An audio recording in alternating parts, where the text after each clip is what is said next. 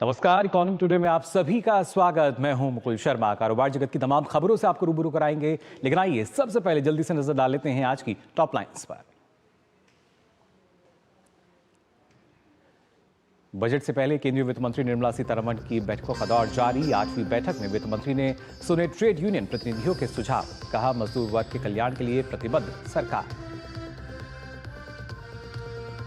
भारत के service sector की वृद्धि दर दिसंबर में 4 महीने के उच्चतम स्तर पर। S&P ग्लोबल की रिपोर्ट, दिसंबर में 59.3 रहा सर्विस सेक्टर का PMI।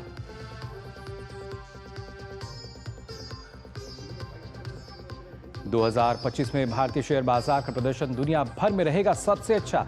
अमेरिकी निवेश बैंक मॉर्गन स्टैनली का अनुमान, सेंसेक्स में 18% उछाल की संभावना।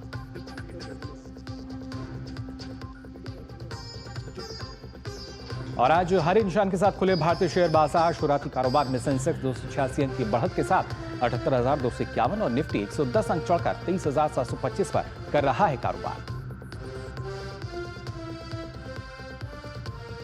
तो जानिए आज की टॉप लाइंस आपने क्या कुछ खास कारोबार जगत की। जब हम बात कर रहे हैं, ना सिर्फ बजट से पहले जो बैठकों का दौर है वो चल रहा है, सर्विस सेक्टर भारत का PMI इंडेक्स की बात की जाए, उसमें कहीं ना कहीं बढ़ोतरी नजर आ रही है। और शेयर बाजार इस साल कैसा रहेगा, इसको लेकर भी अनुमान, और वहीं आज की स्थिति भी हमने आपको बताई। अब आइए आगे बढ़ते हैं और सबसे पहले नजर डालते हैं गिफ्ट निफ्टी पर। जी हां, आज की स्थिति की अगर बात की जाए, गिफ्ट निफ्टी आप देख सकते हैं 72 अंकों की बढ़त नजर आ रही है, जिसके बाद 23,806.50 पर कारोबार करता नजर आ रहा है। हरे निशान के साथ गिफ्ट निफ्टी में कारोबार हो रहा है। और गिफ्ट निफ्टी के बाद नजर डाल लेते हैं सेंसेक्स पर भी। क्या स्थिति सेंसेक्स की बनी हुई है, आप देख सकते हैं 78,251.09, 286 से अधिक अंकों की जो तेजी है वो शुरुआती कारोबार में नजर आ रही है। उतार चढ़ाव की स्थिति, उसके बाद आज हमने देखा किस तरीके से एक हरे निशान के साथ कारोबार होता नजर आया। निफ्टी 50 की भी अगर बात की जाए तो यहाँ भी करीब आप देख सकते हैं 109.60 की जो बढ़त है वो नजर आ रही है, जिसके बाद ये 23,725 से अधिक पर कारोबार करता हुआ नजर आ रहा है। तो जान लिया आपने किस तरीके से हरे निशान के साथ कारोबार हो रहा है। और ऐसे में आज के टॉप गेनर्स कौन कौन से हैं जहां पे हरे निशान के साथ देखिए कारोबार हो रहा है। ONGC की बात करें, टाइटन की बात की जाए, टाटा कंज्यूमर की, श्रीराम फिन, BPCL, ये आज के टॉप गेनर्स जहां पे आप देख सकते हैं किस तरीके से लगातार हरे निशान के साथ कारोबार होता हुआ नजर आ रहा है। और टॉप गेनर्स के बाद आप आइए नजर डाल लेते हैं टॉप लॉसर्स पर भी, जहां लाल निशान नजर आ रहा है। सबसे पहले अपोलो हॉस्पिटल की बात की जाए, बजाज ऑटो की बात करें, हीरो मोटोकॉर्प, एक्सिस बैंक और ट्रेंड, ये आज के टॉप लॉस श्रेणी में हैं, जहां पे लाल निशान के साथ हम देख सकते हैं जो कारोबार है वो शुरुआती दौर में फिलहाल दर्ज किया जा रहा है।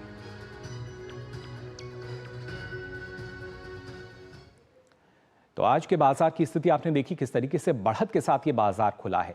और इस बढ़त की संभावना सिर्फ आज ही नहीं बल्कि 2025 के लिए भी की जा रही है। ऐसा अनुमान जताया है मॉर्गन स्टैनली ने। दरअसल 2025 में ये कहा गया है कि भारतीय शेयर बाजार का प्रदर्शन दुनिया के उभरते हुए बाजारों में सबसे बेहतर रहेगा। ग्लोबल ब्रोकरेज फर्म ने कहा है कि दिसंबर 2025 तक BSE सेंसेक्स में 18% की वृद्धि हो सकती है। रिपोर्ट में यह भी बताया गया है कि व्यापार घाटा और महंगाई में कमी, निजी पूंजीगत खर्च में बढ़ोतरी, कॉर्पोरेट बैलेंस शीट की मजबूती और खपत में वृद्धि भारतीय बाजारों को मजबूती प्रदान करेगी। इंफ्रास्ट्रक्चर खर्च, GST सुधार, ऊर्जा परिवर्तन और प्रत्यक्ष करों में सुधार से भी स्थिरता बनी रहेगी। मॉर्गन स्टैनली ने नोट में कहा कि भारतीय बाजारों में शुरुआती निर्गम GDP के लगभग 1.3% पर चल रहे हैं और आगे भी इसके बढ़ने की उम्मीद है। रिपोर्ट के मुताबिक घरेलू विकास दर, कच्चे तेल की कम कीमतों और अमेरिका में मंदी न होने की स्थिति में मजबूत बनी रह सकती है। 2024 में भी भारतीय शेयर बाजार ने सकारात्मक रिटर्न दिया था। 2024 में सेंसेक्स ने 8.17% और निफ्टी ने भी 8.8% का रिटर्न दिया था। और ऐसे में 2025 से भी अब यही उम्मीदें लगाई जा रही हैं, इसी तरह का अनुमान जो है वो नजर आ रहा है।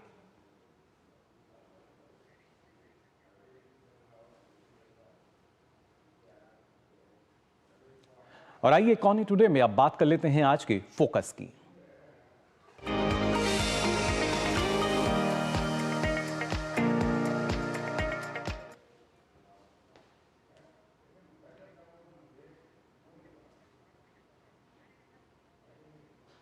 और आज के फोकस में हम बात करेंगे भारतीय खिलौना उद्योग, यानी हमारी जो टॉय इंडस्ट्री है। दरअसल पिछले कुछ वर्षों में इसमें तेज़ी से हमने देखा है किस तरीके से पूरा सेक्टर आगे बढ़ा है, प्रगति नज़र आती है।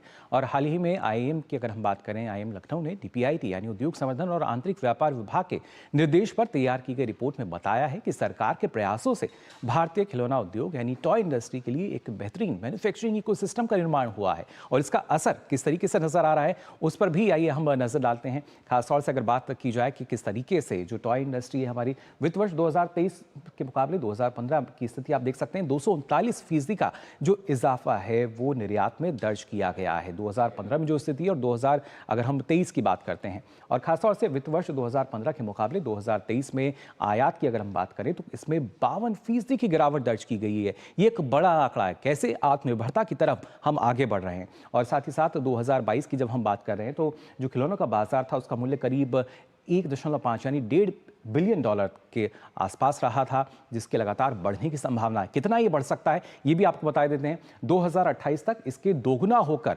करीब $3 बिलियन तक पहुंचने की उम्मीद जताई जा रही है, यानी ये दोगुना हो जाएगा 2028 तक। इसके साथ साथ अगर खासतौर से हम बात कर लेते हैं कि किस तरीके से जो इसकी जब हम बात कर रहे हैं रेशो जो बढ़ता हुआ नजर आएगा 2023-2028 के दौरान बाजार के 12% की CAGR से बढ़ने की उम्मीद जताई जा रही है। यानी खासतौर से जब हम बात करते हैं जो उसकी कुमुलेटिव एनुअल ग्रोथ रेट रहेगी, और ऐसे में सरकार की जो पहल हैं वो काफ़ी महत्वपूर्ण मानी जा रही है। माना जा रहा है कि उन्हीं की वजह से एक टॉय मैन्युफैक्चरिंग इकोसिस्टम जो है वो देश में तैयार हुआ है, और उसी का नतीजा है लगातार हम देख पा रहे हैं कि जो उत्पादन है वो बढ़ता हुआ नजर आता है। उत्पादन बढ़ता है तो इसके साथ साथ हमारा निर्यात बढ़ रहा है। और 2014 से लेकर 2020 तक की अगर बात की जाए तो आपको बता दें मैन्युफैक्चरिंग यूनिट की संख्या में इजाफा दोगुनी हो चुकी है। ये जो संख्या थी वो दोगुनी दर्ज की गई है 6 साल के भीतर ही। तो ये कहीं ना कहीं सरकार की नीतियों का परिणाम ही है। और खासतौर से आयात पर जो निर्भरता की जब हम बात करते हैं तो ये 33% से घटकर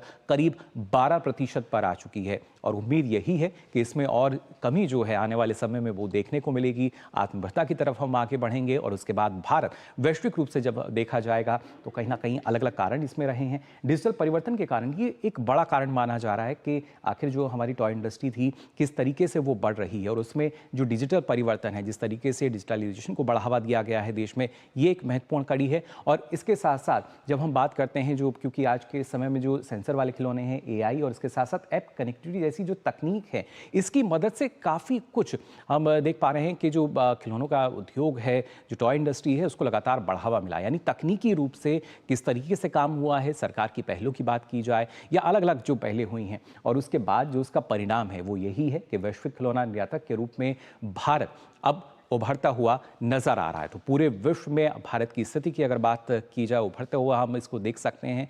और ऐसे में कई ऐसे देश हैं जिनके साथ भारत की जब हम बात करते हैं, FTA की जब हम बात करते हैं तो वो काफ़ी महत्वपूर्ण हो जाती है।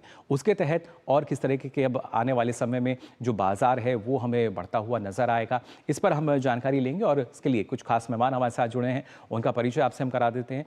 आपको बता दें हमारे साथ मनीष कुकरेजा जी जुड़े हैं, मिनीटॉय प्राइवेट लिमिटेड के डायरेक्टर हैं। बहुत बहुत स्वागत है आपका मनीष जी। सबसे पहले मनीष जी जानना चाहूँगा आपसे, क्योंकि जब भी हम देखते हैं कि हमारी जो टॉय इंडस्ट्री थी, एक समय था शायद कहीं ना कहीं वो पहचान नहीं मिल पाती थी, लेकिन आज जब वैश्विक स्तर तक की हम बात करते हैं तो एक उभरता हुआ निर्यातक देश भारत जो है वो नज़र आता है। आप किस तरीके से देखते हैं इस प्रगति को? मुकुल जी, पहले तो धन्यवाद मुझे बुलाने के लिए, एंड सभी दर्शकों का वेरी हैप्पी न्यू ईयर। जी शुक्रिया। आपने सही कहा मुकुल जी कि मेरे को करीबन 30 साल हो गए इस इंडस्ट्री में। एंड जब प्रधानमंत्री जी ने पहली बार शायद 2018 या 19 में खिलौने की बात की थी मन की बात में, तब से ही पूरा जैसे कि फोकस सेक्टर हो गया है। और उन्होंने एंड गवर्नमेंट ये समझ चुकी है कि जो टॉय इंडस्ट्री है ये एक ऐसी इंडस्ट्री है कि जिससे जो स्किल डेवलपमेंट है वो बहुत हो सकता है लोगों के लिए। जैसे आप छोटे छोटे टॉयज में क्या छोटे छोटे कंपोनेंट्स होते हैं, आप वो कंपोनेंट्स के साथ काम करेंगे तो आपका स्किल डेवलपमेंट ऑटोमेटिक होता है। वी यूज प्रैक्टिकली हम हर किस्म की मशीन यूज करते हैं, हॉट स्टैंपिंग हो, पैड पेंटिंग हो। तो ये स्किल डेवलपमेंट जब लोगों का होता है तो बाकी इंडस्ट्रीज में जाके स्केल अप होता है। आप हिस्ट्री देखेंगे अगर, तो यूरोप पहले खिलौने कहाँ से बनते थे? पहले बनते थे अमेरिका में, जापान में, फिर वो आगे चाइना में, एंड चाइना भी अभी कितना आगे बढ़ गया है। आई थिंक ये अभी भारत की बारी है। और किसी ने सही कहा था कि भारत का दशक नहीं, भारत की पूरी सेंचुरी, सेंचुरी ऑफ इंडिया। जी, बिल्कुल। और ऐसे में लेकिन जब हम बात करते हैं कि एफटीए के तहत, क्योंकि कहीं न कहीं जो दूसरे देश हैं, यूएई की बात की जाए, मिडल ईस्ट की बात की जाए, किस तरीके से इन देशों की तरफ एक कहीं न कहीं टारगेट हम मान के चल सकते हैं कि रुझान जो है वो नज़र आता है, जो बड़े बाज़ार हैं, वहाँ अब भारत दस्तक दे रहा है?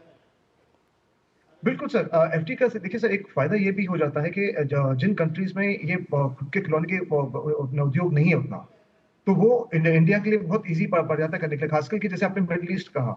Middle East is just across Arabian Sea, मतलब हम हमको एक समुद्र पार करना है और हम पूरा मिडिल ईस्ट मार्केट हमारे लिए है। चाइना के लिए एक बहुत बड़ा रास्ता है ट्रैवल करने के लिए। हुँ। और सरकार सरकार ने जो समझा है ये कि टॉयज में ना वॉल्यूमेट्रिक वेट बहुत होता है, हमारे में ना वॉल्यूम ज्यादा होता है, बड़ा जी। कंटेनर में भर जाता है लेकिन उसकी वॉल्यूम बहुत कम होती है। तो जो फ्रेट पड़ता है चाइनीज के माल को मिडिल ईस्ट तक पहुंचने के लिए बहुत ज्यादा है।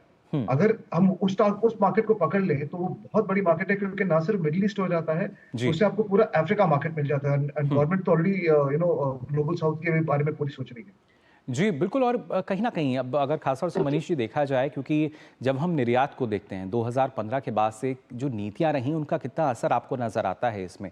क्योंकि जिस तरीके से करीब 239% का उछाल है सिर्फ 2023 तक, अब तो हम 2025 में पहुँच चुके हैं। ज़ाहिर तौर पर इसमें कहीं न कहीं अगर देखा जाए तो एक औसतन वृद्धि हमें नज़र आएगी। लेकिन कितना महत्वपूर्ण है जो सरकार की नीतियाँ रही हैं और आने वाले समय में किस तरीके से और प्रगति जो है वो हमारे खिलौना उद्योग में नज़र आएगी?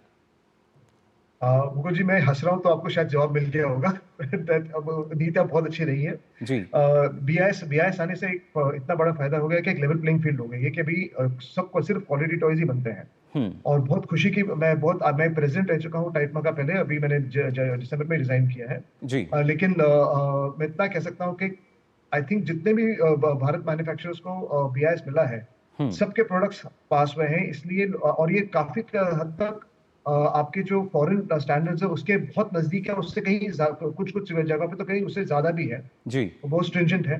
तो इसलिए इंडिया के एक्सपोर्ट्स बहुत हो रहे हैं वहां पे।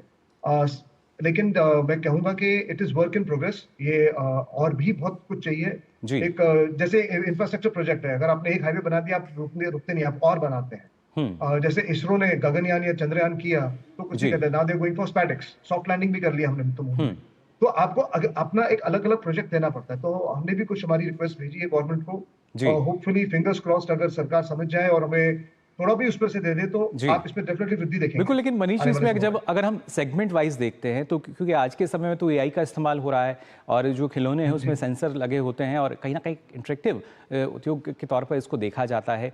किस तरीके से तकनीक जो है उसने काफ़ी हद तक बदल दिया है, क्योंकि पहले तो जो हमारे देश में खिलौने होते थे वो कहीं न कहीं तकनीकी रूप से उतने हमें शायद बेहतर नज़र नहीं आते थे। लेकिन आज के समय में तो जो नई तकनीक है वो खिलौनों में नज़र आ जाती है।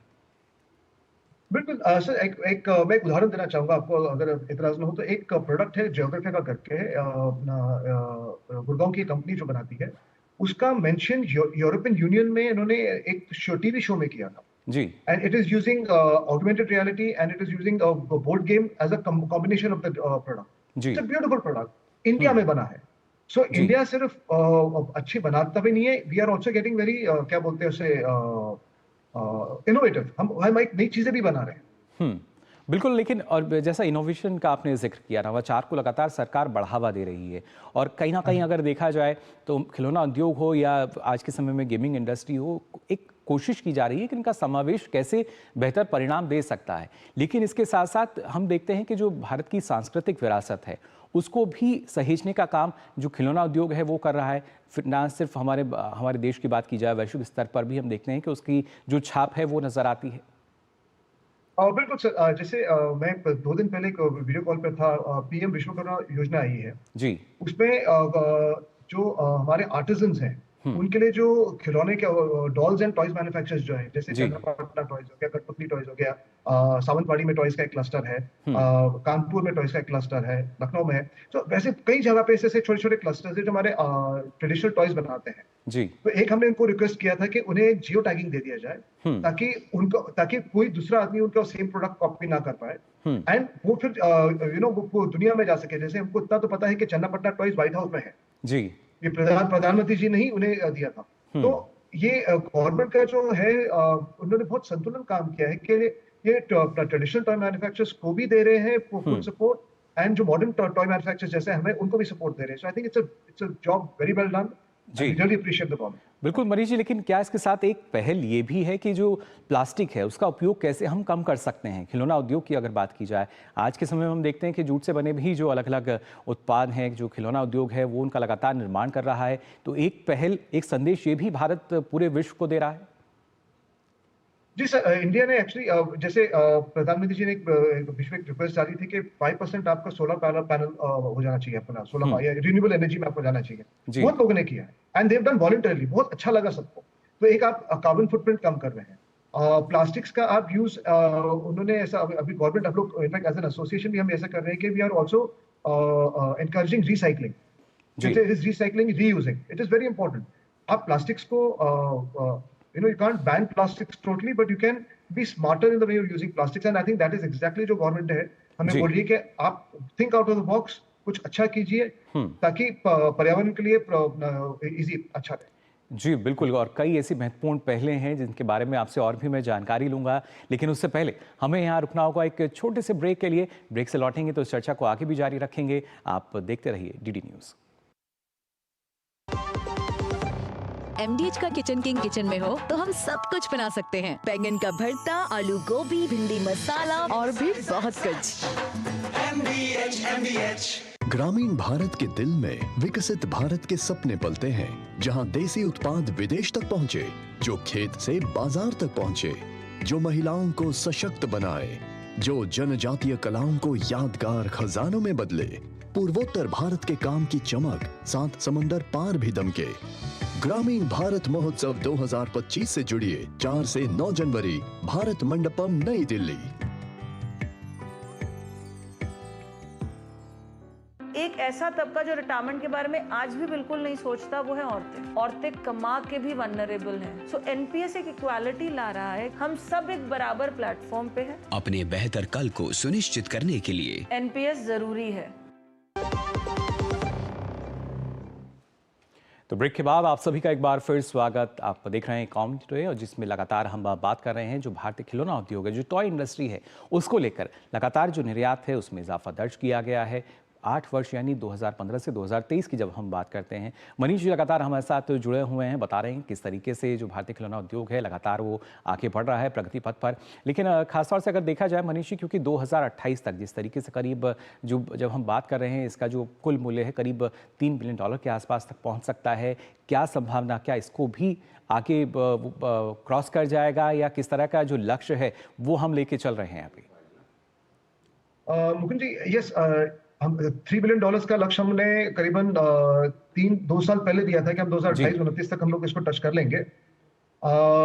इसके लिए एनवायरनमेंट होना बहुत जरूरी है। जैसे कि हमारे पास पोटेंशियल है, हमारे पास स्किल सेट्स है, हमारे पास ड्राइव है। क्योंकि जो सरकार लगातार कर रही है वो सिर्फ हमारा हैंड होल्डिंग नहीं कर रही है, वो हमें एक इंसेंटिवाइज भी कर रही है कि आप अगर एक्सपोर्ट करेंगे तो आपको, जैसे आप एग्जीबिशन में पार्टिसिपेट करते हैं तो हमें सब्सिडीज मिलती है वहाँ पे। तो ये बहुत कुछ सरकार कर रही है। एक हमारा डोमेस्टिक फेयर है इंडिया में, जिसका नाम है किड्स इंडिया, जिसमें करीबन 150 से 200 बायर्स आते हैं इंटरनेशनली जी। और इंडिया से धीरे धीरे करके लोग ओईएम्स भी करते हैं कि जैसे हम लोग को बनाना है तो थोड़ा बनाए कि नहीं बना, इंडिया से बना सकते कि नहीं। और इतने सारे मैन्युफैक्चरर्स ऐसे हैं, जैसे पेप्ले करके है, स्मार्टिविटी है, ये सब बनाते हैं।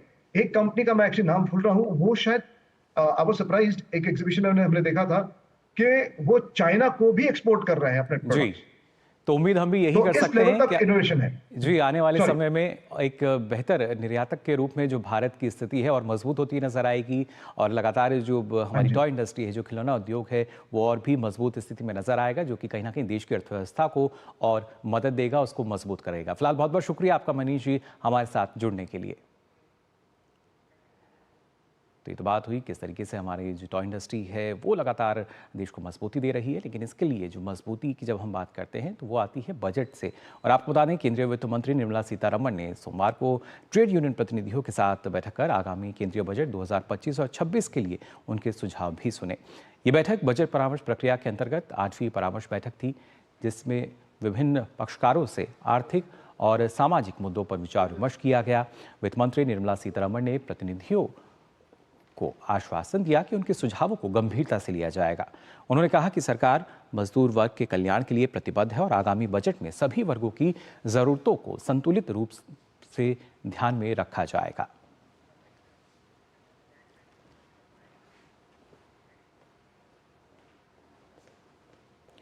और आपको बता दें, खाद्य व उपभोक्ता मामलों के मंत्री प्रहलाद जोशी ने भारतीय मानक ब्यूरो से उपभोक्ताओं की मांग को देखते हुए चांदी और चांदी से बनी कलाकृतियों के लिए अनिवार्य हॉलमार्किंग लागू करने पर विचार करने को कहा है। केंद्रीय मंत्री ने बताया कि इस दिशा में काम शुरू हो चुका है और सरकार हितधारकों के साथ विचार विमर्श और BIS की ओर से व्यवहारिक आकलन पूरा होने के बाद निर्णय लेगी। चांदी की हॉलमार्किंग से इसकी शुद्धता प्रमाणित होगी। वर्तमान में ये स्वैच्छिक है।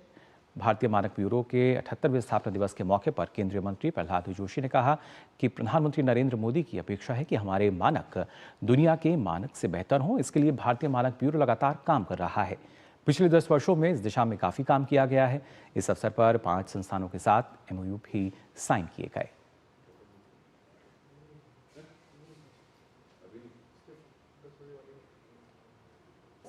फाउंडेशन डे है BIS from 1948 to till date, तो बहुत ही अचीवमेंट किया है। ऐसे तो हम सभी क्षेत्रों में आगे बढ़ रहे। जो प्रधानमंत्री जी का अपेक्षा है, इच्छा है कि our standards become the international standards, तो इसके लिए BIS entire team with the director, under the director's general leadership and ministry's guidance, we are trying to work towards that direction to achieve that goal. आपको बता दें, RBI ने ग्राहकों की credit जानकारी की रिपोर्टिंग पर बैंक और अन्य वित्तीय संस्थानों के लिए एक नया नियम जारी किया है। इसके मुताबिक अगर क्रेडिट संस्थान और क्रेडिट सूचना कंपनियां ग्राहकों की शिकायत 30 दिन में हल नहीं करती तो उन्हें रोजाना 100 रुपये मुआवजा देना होगा। RBI ने सर्कुलर में कहा है कि जब ग्राहकों की क्रेडिट रिपोर्ट एक्सेस की जाएगी तो क्रेडिट सूचना कंपनियों यानी CIC को ग्राहकों को SMS या ईमेल के जरिए अलर्ट भेजना होगा। CIC अलर्ट तभी भेजेंगी जब क्रेडिट सूचना रिपोर्ट वाली CIR जांच ग्राहक को दिखेगा। क्रेडिट संस्थानों यानी बैंक और NBFC को ग्राहकों को डेटा सुधार के लिए उनसे अनुरोध को अस्वीकार करने के कारणों को बताना होगा ताकि ग्राहक मुद्दों को बेहतर ढंग से समझ सकें।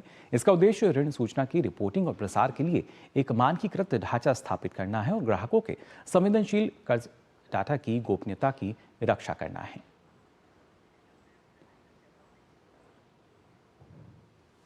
तो आज के लिए इकोनॉमी टुडे में बस इतना ही, लेकिन चलते चलते आपको छोड़ जाते हैं कारोबार जगत की कुछ और महत्वपूर्ण खबरों के साथ। पूरी टीम को दीजिए अनुमति। नमस्कार। केंद्रीय वित्त मंत्रालय ने बैंकों और गैर बैंकिंग वित्तीय कंपनियों को सुझाव दिया है कि वे बड़ी बुनियादी ढांचे परियोजनाओं को धन मुहैया करने में अपनी भागीदारी बढ़ाएं।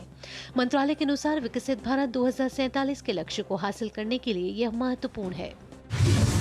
केंद्रीय इस्पात मंत्रालय आज नई दिल्ली में AI और मशीन लर्निंग पर कार्यक्रम आयोजित करेगा।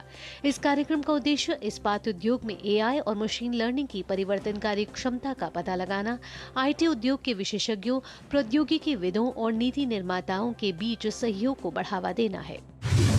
दुनिया भर के केंद्रीय बैंकों ने नवंबर 2024 में अपने स्वर्ण भंडार में सामूहिक रूप से 53 टन सोना जोड़ा है, जिसमें RBI का भी 8 टन सोना शामिल है। साल 2024 में RBI ने कुल 73 टन सोने की खरीदारी की है।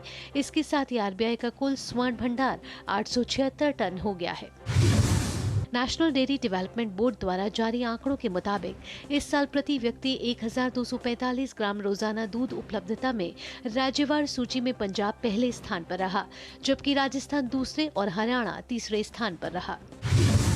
गुजरात उच्च न्यायालय ने सुयोग डाई बनाम केंद्र के मामले में फैसला कहा है कि गुजरात औद्योगिक विकास निगम द्वारा दी गई जमीन के पट्टे का अधिकार अगर तीसरे पक्ष को दिया जाता है तब उस पर GST लागू नहीं होता है। अदालत के इस फैसले से कारोबारों पर वित्तीय दबाव कम होगा। भारत की वित्तीय खुफिया इकाई और भारतीय बीमा नियामक और विकास प्राधिकरण यानी IREDA ने MOU पर हस्ताक्षर किए हैं। MOU के मुताबिक दोनों इकाइयां बीमा क्षेत्र में एंटी मनी लॉन्ड्रिंग का आकलन और बीमा क्षेत्र में संदिग्ध लेन देन रिपोर्ट की पहचान करेगा। भारतीय राष्ट्रीय भुगतान निगम यानी NPCI ने मेट्रोपॉलिटन ट्रांसपोर्ट कॉर्पोरेशन के साथ साझेदारी की है ताकि रुपए ऑन द गो को इंटीग्रेट किया जा सके। ये ट्रांजिट के लिए कॉन्टैक्टलेस पेमेंट सोल्यूशन होगा। चेन्नई MTC के 3.2 मिलियन से अधिक दैनिक यात्रियों को इस ट्रांजिट सिस्टम से लाभ मिलेगा। सुप्रीम कोर्ट ने अहम फैसले में कहा है कि खातों से अनधिकृत लेन देन की सूचना तुरंत देने पर बैंकों को नुकसान की भरपाई करनी होगी। एक मामले में उच्चतम न्यायालय ने ग्राहक के बैंक खाते से धोखाधड़ी के लिए SBI को जिम्मेदार ठहराया और बैंक को सतर्क रहने की सलाह दी। सोशल मीडिया प्लेटफॉर्म मेटा ने national company law appellate tribunal यानी कि NCLT का दरवाजा खटखटाया है। इसमें CCI के हालिया आदेश को चुनौती दी गई है। इस आदेश में व्हाट्सएप के 2021 प्राइवेसी पॉलिसी अपडेट को लेकर 213 करोड़ रुपए का जुर्माना लगाया गया है। घर में बनी शाकाहारी थाली की कीमतों में गिरावट आई है। क्रिसल की रिपोर्ट के मुताबिक दिसंबर में मासिक आधार पर शाकाहारी थाली की कीमतों में 3% की गिरावट दर्ज की गई है।